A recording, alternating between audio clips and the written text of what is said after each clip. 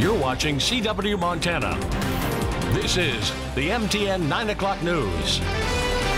Good evening. Thanks for joining us on this Tuesday. I'm Andrea Lutz. Well, ahead tonight, your Montana Grizzlies. Guess what? They've touched down in Iowa and they're preparing to enter the big dance. We've got coverage all the way from Iowa just ahead. Plus, we've got some new details surrounding the shooting of a Montana Highway Patrol trooper and the latest on Wade Palmer's condition. But first, it's the NAIA championship game in Billings. This after a thrilling last night's Final Four. Our Montana Western Lady Bulldogs, they are trying to capture a national championship, and it just wrapped up moments ago. Some exciting news to tell you about with the Bulldogs taking the championship. This is the score, 75-59. There we've got our Scott Breen. There he is. He's got some champions with him as well. So Scott, how did it all go down?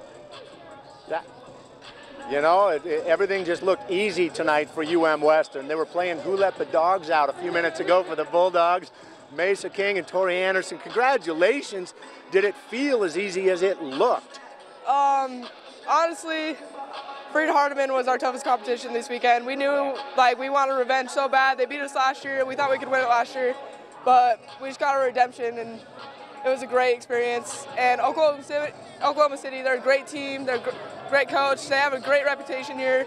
Have a lot of respect for them, but we did great. We just pulled it together. I mean, you were up 18 at halftime in a national championship game.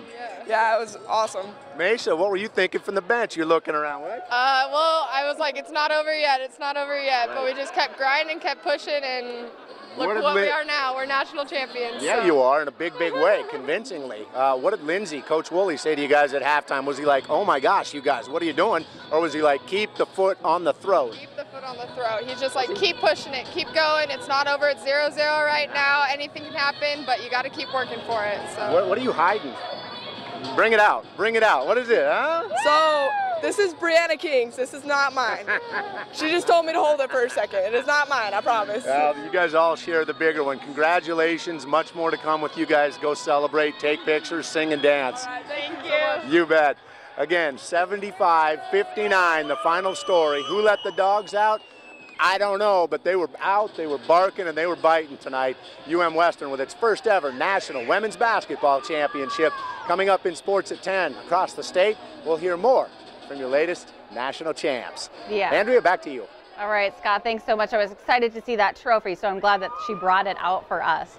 A big celebration in Billings. Okay, congratulations to our Lady Bulldogs from Western. A big night in Montana tonight as they celebrate in Billings, but also happening. The Montana Grizzlies are officially in Iowa for their first round matchup at the NCAA tournament. And of course, they're facing off 2-seed Michigan. That's on Thursday. But to get you all geared up for the game, MTN's Derek Berkeley is traveling with the team. He has landed in Iowa. The Grizzlies have arrived in Des Moines, ready for the NCAA tournament for a second straight year. Head coach Travis DeCuire wants to make this trip like any other road trip the team has had. That's very hard to do with all of the excitement around the big dance. There was a send-off in Missoula this morning, a charter flight, which the team usually never gets, and they'll fly out 2 days before the game instead of usually the 1 day before a contest. So everything is a little different this time around, but Montana wants to make sure they play the same way they did in their 26 wins already this season. Grizzlies will take the rest of the night pretty easy here at the hotel. Then they'll practice hard tomorrow morning before heading over to Wells Fargo Arena for their official practice that we'll all get to see tomorrow afternoon. Then it's on to playing Michigan at 7:20 Thursday night in the first round of the big dance. In Des Moines, Derek Berkeley, MTN Sports. All right, thanks, Derek. A Montana Highway Patrol trooper remains in critical but stable condition tonight after being shot near Missoula last Friday.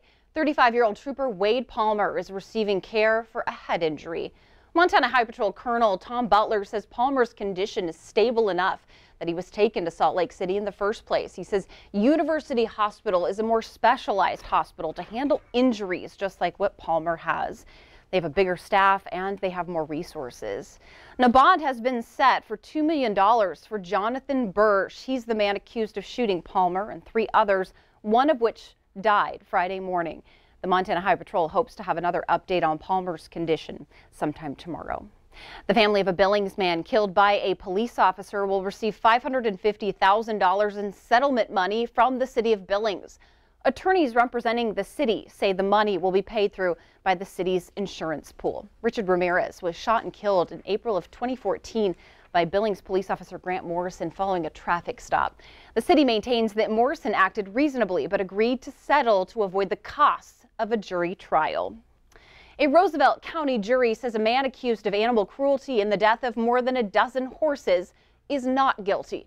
The horses were found dead on land on the Fort Peck Reservation, and Richard Dean Holland caring for them just last summer.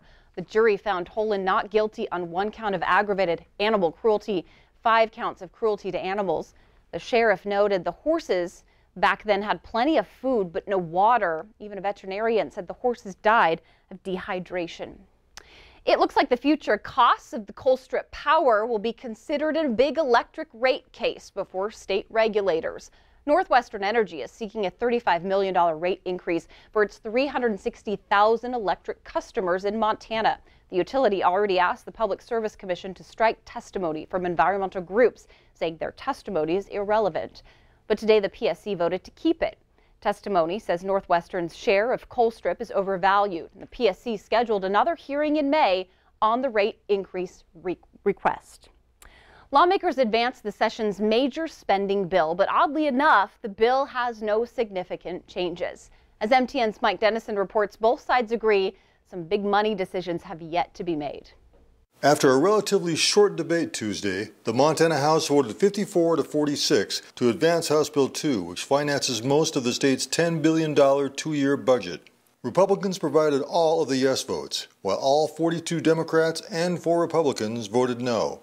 House Democrats tried a dozen times to add some of their priorities to the bill, such as state funding for preschool. But each time, those efforts failed on mostly party-line votes. At the close of the debate, Democratic House Minority Leader Casey Schreiner said he was disappointed that Republicans keep making excuses for not funding vital programs that are worth the money. Again and again, we get told stuff's going to happen in the future. We had an opportunity today to solve some of these problems, to lead with solutions, and we didn't do that. Again, I appreciate the good work that's gone forward, but we're not quite there. We got more work to do. The sponsor of the bill, Republican Representative Nancy Balance of Hamilton, said the current status of the budget has about $5 million of unspent money, but that doesn't account for several big proposals still in the process, such as Medicaid expansion or an $80 million infrastructure bill.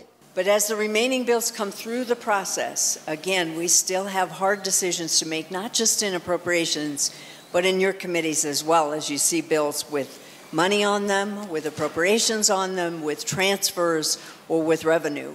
After a final vote this week, House Bill 2 heads to the Senate for consideration. And as Representative Balance said, many votes have yet to be cast on some big money proposals that all must fit into the budget puzzle in the weeks ahead. Reporting from Helena, Mike Dennison, MTN News. The 2019 legislative session is scheduled to wrap up by the end of next month. Lawmakers have a lot to do. And also, this is happening. Lawmakers in our state say sports betting in Montana needs to be regulated. So the Montana legislature taking up this issue. It's known as the Montana Sports Betting Act. Proposed legislation would legalize sports gambling, but restrict it to qualified locations. And it's only legal for professional, collegiate, and Olympic sports, and required bets would be made through an authorized sports booker. This is already something that is happening with a lot of folks. Unfortunately, it's in the black market now. This would set it up so that you have the Department of Justice overseeing it to try to track who's operating these and be able to collect some tax revenue off of it as well. Well, the United States Supreme Court decision allowed individual states to regulate their own sports betting. Tonight, questions remain for the Bozeman Ice Rink after it suffered partial roof collapse. The rink is closed while engineers look at it to see what happens. MTN's Cody Boyer, though, introduces us to an organization who says the closure of the facility putting a damper on their winter sports. Bogert Park still sits closed following the partial collapse of the ice rink back there behind me. For decades, kids in this community have had a venue to go just to enjoy free hockey or other activities. For the Bozeman Amateur Hockey Association, though, they say this was where it all started. The Bozeman Stingers were here. The Bozeman Amateur Hockey Association started here. So it really pulls at our heartstrings. Old photos dating back to 1981 etch out a Bozeman story that started with the shell. Jeffrey Moore, the philanthropy director of the Gallatin Ice Foundation, a part of Baja, says the rink is the association's origin. This pavilion was built in 1977 on a grant to just promote ice sports in the Gallatin Valley, providing opportunities for figure skaters and hockey enthusiasts, a place, in Bozeman to play. Now, a hole in the roof and caution tape spell a different story. All of our youth and adult players that have been here for the last 20 or 30 years, they learned here first. Moore says while the pavilion's future is in question, the association could help, providing space for the informal events that still happen there. While the next step is unknown, Moore hopes the neighborhood staple will return, one way or another. There are kids that live in this neighborhood in particular that can throw their stick and skates on the shoulder and walk across the street and just walk into the pavilion and skate. It's a shame to see that go.